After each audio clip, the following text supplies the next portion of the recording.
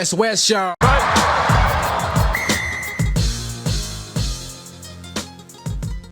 Yeah, so I wanted to look at the international game now. I talked a lot about the NPC, but the international game now, I suppose from a New Zealand perspective, the thing that really shocked me is the Black Ferns, they've lost 3 in a row, and they're the World Cup champions on the women's side, and the All Blacks, they just lost to Ireland, 20-29, I think the final score was.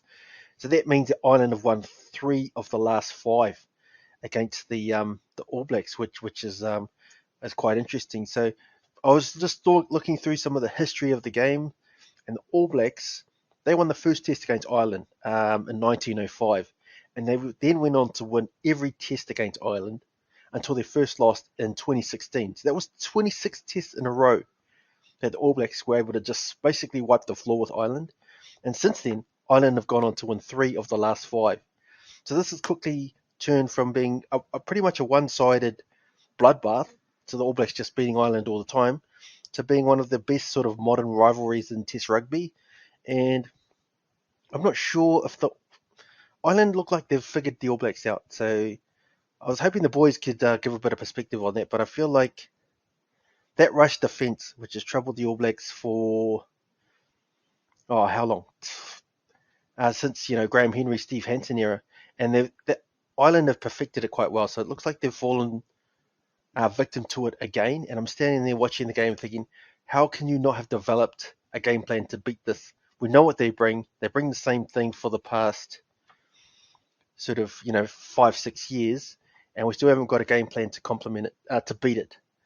So I suppose I look at all the coaches. It's Foster, he's carrying on from what Hansen did, and it's just the same ideas who carried on from what Henry did. It's just the same ideas over and over again. Just there's no new blood, there's no new formula. It's just carrying on what they've always done, and I'm not sure that it's the way forward. So I'm hoping the boys can jump on soon to provide some other perspective. But yeah, I'm not convinced that on Foster. I think the All Blacks, they got outplayed, and this carries on from the game against Italy, where even though they won, it was one of the worst performances from an All Blacks team I've seen, especially that first 20 minutes. Our group chat was just full of people just saying how poor the All Blacks have played. So, I think they've got bigger issues, and I think that Ireland in particular are a team who've got a game plan that can beat the All Blacks. So I'm not sure. I'm not convinced on Foster. I think he should go. I don't think New Zealand rugby has the balls to drop him. So I think he's just going to carry on. They'll just stick with the status quo. He's got legit excuses because COVID has sort of wreaked havoc over the whole international season. So he hasn't had enough chances. Well, he can say he hasn't had enough chances to bet in his game. But if you look at his record, he coached the Chiefs before, and they were Gaia. Under his watch, they didn't win anything. They were bottom of the table. And it wasn't until Dave Rennie came on that they changed. So the Chiefs turned it around after he left. And I think he coached Southland. We might have to fact check this, but this was something I remember. To 17 straight losses. So his coaching record is poor.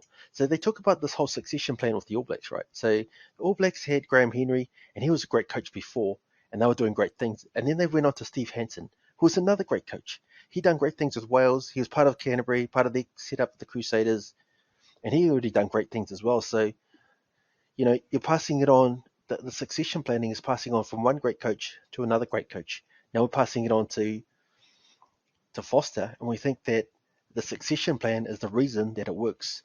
But the succession plan only works if you pass it on to another great coach. And I don't think Foster's a great coach, so he will not win us the World Cup.